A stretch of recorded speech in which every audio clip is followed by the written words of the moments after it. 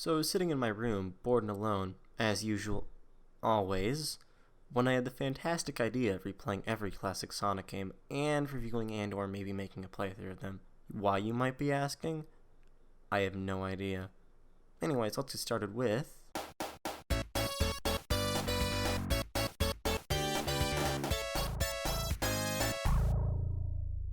Sonic the Hedgehog 1 takes place on South Island, which Eggman has taken over and enslaved most of the animals on. The objective is to collect all 6 Chaos Emeralds, gems of near limitless power, to stop Eggman from building his amusement park or Death Egg or something. I don't really know, I wasn't paying attention. You do this by collecting at least 50 rings by the end of each zone, and jumping through a giant ring to gain access to a special stage. In these special stages, you are given confusion because everything looks the same, the map is spinning, and everything is changing colors. If you somehow make it to the end of these colorful death traps, you are rewarded with, like previously mentioned, one of the 6 Chaos Emeralds. There are 6, technically 7 zones if you count the final boss, each one being more difficult than the last. They're set with 3 acts, 2 where you race to the signpost at the end, and 1 with a boss and an animal capsule at the end. Alright, Sonic's moveset. He can jump, run, roll in a ball while moving, and nothing else.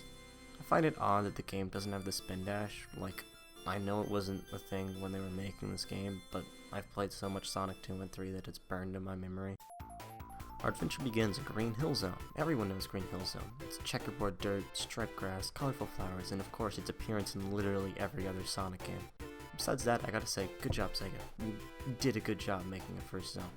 It's fun, it's simple, and most importantly, it's fast. The badniks look good, not too challenging or annoying, much like the rest of the level. There is a short bit in the second act, which I used to hate as a child because I'd always mess it up and fall into the spikes and die, but then I realized I'm a bumbling idiot and it's actually really easy to get over. The Act 3 boss is Eggman's floaty car thing, but like, he has a wrecking ball and 2 conveniently placed platforms. He's pretty easy to deal with, which is good for the first level of the first game. Now, on to... Marble Zone. How I don't really have any strong feelings towards you. Marble Zone is fine, I guess, just kinda boring sometimes. This level definitely takes a turn towards slower platforming rather than speed or a combination of the two. It's littered with pits of lava with fireballs that leap out to kill you while you jump across. Those are pretty easy to dodge, I suppose. Lots of slow-moving platforms, which are very cool for a game based around, going fast. There's a big old crusher things that, well, crush you if you're not careful. They're pretty easy to avoid. Enemies are a bit more challenging now. The Marble Zone keeps Buzz Bomber, yes, that's what they're called, and adds Bat Brain and Caterkillers, which I hate with an undying passion. You have to kill them by jumping or spinning into the head, but if you miss by an inch, you lose all your rings and fail to get the sweet, sweet satisfaction of freeing the critter inside. You don't understand how sweet that satisfaction is. I lust for those things. Now that I think about it, this level is pretty easy, just slow and really annoying to get through at times. Then again, I've been playing Sonic games non-stop for the past 10 years, so maybe I've just grown too powerful. I do remember that I used to struggle with platforming section before the boss in Act 3, and even tripped up on it during my playthrough for this video, but I'm pretty sure my baby fingers were just bad at video games at the time, so yeah, that's the only excuse I've got. The Act 3 boss is once again Eggman in this floaty car thing, but this time he shoots fire out of the bottom. Now, honestly, he probably ate Taco Bell beforehand. I'm not entirely sure. You should probably get that checked out. Once again, this boss is pretty easy to figure out. Attack when he's moving and jump to the other platform when he's attacking. In conclusion, this level's 6 out of 10, kind of slow and boring. Wouldn't recommend. Spring Yard Zone. It's definitely a big improvement from Marble Zone, and it plays really well with Sonic's pinball physics. Not as well as later games, but still pretty good for a first attempt. And it's the first zone that you can finish collecting all the Chaos Emeralds in. And where I got them all too, because I'm just so good at this game. Personally, I think this level is easier than Marble Zone 2. I know that contradicts what I said in the beginning, but shut up, this is my video, I can say what I want. It's probably because there's more room to go fast, so this level just seems shorter, though I took my time on some parts because I knew I wasn't going to be able to get any emeralds in what's to come. There's lots of springs in this level, which can both be fun and annoying. The enemies are pretty easy to deal with, as are most in this game, now that I've come to realize. With the exception of this one guy that kept moving towards the ledge whenever I tried to get onto his platform. It caused me to lose all my rings. God, I hate that guy. The boss is fairly easy. Eggman tries to remove the floor below you by stopping above you and stabbing the ground with a spike. You just have to attack him while he's moving down and pulling the floor out. Now, all that's left to do is break the animal capsule at the end of the stage and oh god, oh no, what's that? Please no! My general thoughts while playing Labyrinth Zone are usually the following.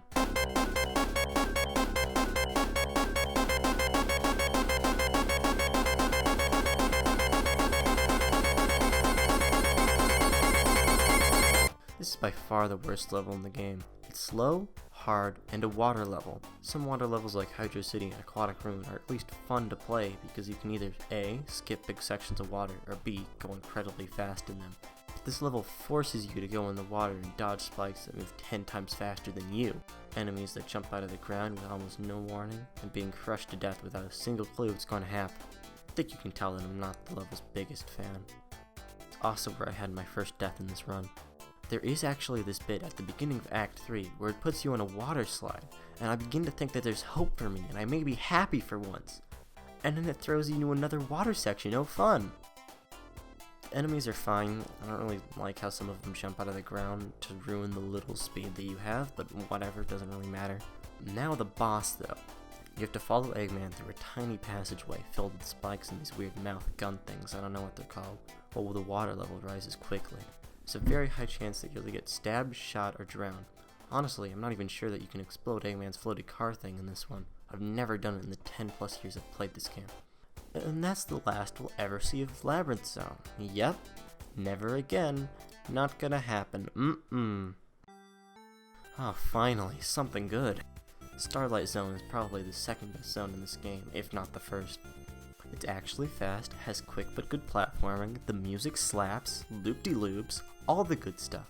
The only two complaints I could possibly have is the enemies that you either have to wait to kill, or in some cases can't kill at all. And these weird fan things that sometimes send you flying in weird directions, but besides that, very good job Sega. I wish more levels were like Starlight Zone. The boss in this zone is pretty fun. You have 3 teeter-totter type things on the ground, and Eggman shoots spiky exploding balls onto them. You have 2 options to defeat Eggman. Either launch the spiky balls onto Eggman using the teeter-totter, and good timing of course, or use the spiky balls in the teeter-totter to launch yourself into the air and hit Eggman that way. Either way, it's fun and satisfying. After you beat the boss, all you have to do is free the animals in the capsule and oh fuck. Scrap Brain Zone. Oh boy, what fun. This level is hard. Half of that is my lack of skill and half of that is level maybe being a little unfair at times. Like, not saying that's necessarily true, but getting launched into a saw in the middle of the path is a little, yeah, it's a bit frustrating. There are some fun parts though, like the circle things at the beginning of Act 2 that you can spin on and go Mach 5. There's a bunch of enemies in this zone, 6 if I'm not mistaken, but all that matters is that the Catakillers from Marble Zone are back. God, it hurts me that they've even considered putting them back in. Ugh, at least they're not as annoying in this zone as from what I remember. Also, I just realized that all the levels in this game, maybe the exception of Labyrinth Zone, slowly transition from nature/wildlife type areas to smog-filled mechanical cities. Green Hill is pretty obvious. Marble Zone is mostly natural with the exception of those contraptions like green tubes and falling spike crushers. Labyrinth Zone is like a casino. Starlight Zone is a city. And Scrap Brain Zone is the, smog-filled mechanical city. I guess I really never thought of that before. As the game goes on, it shows Eggman's effect on the island more and more.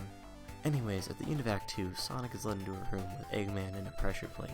Eggman jumps onto the pressure plate, which causes the floor to collapse and Sonic to fall into, oh god, Labyrinth Zone again, no! Actually, this isn't too bad. There's a shortcut right at the beginning that lets you skip a majority of the level. Once you get to the end of the act, there's a bunch of springs that shoot you into the final zone. This is technically Scrap Brain Zone Act 4, except instead of rings and a chance to live, you get the possibility of being crushed to death. Once again, Sonic's locked into another room, this time with 4 pistons from the floor and ceiling trying to crush him. To beat this boss, you have to attack the piston that Eggman's in when it comes down to crush you, because for some reason he's in the pistons instead of controlling them remotely. I don't know, sort of a weird design choice, Eggman, but I've never made a death trap, so what do I know?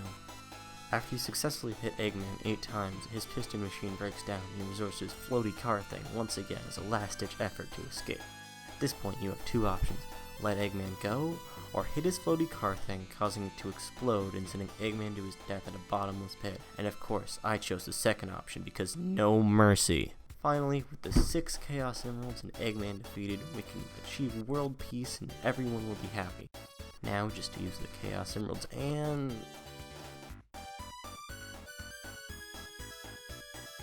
I went through all that for flowers?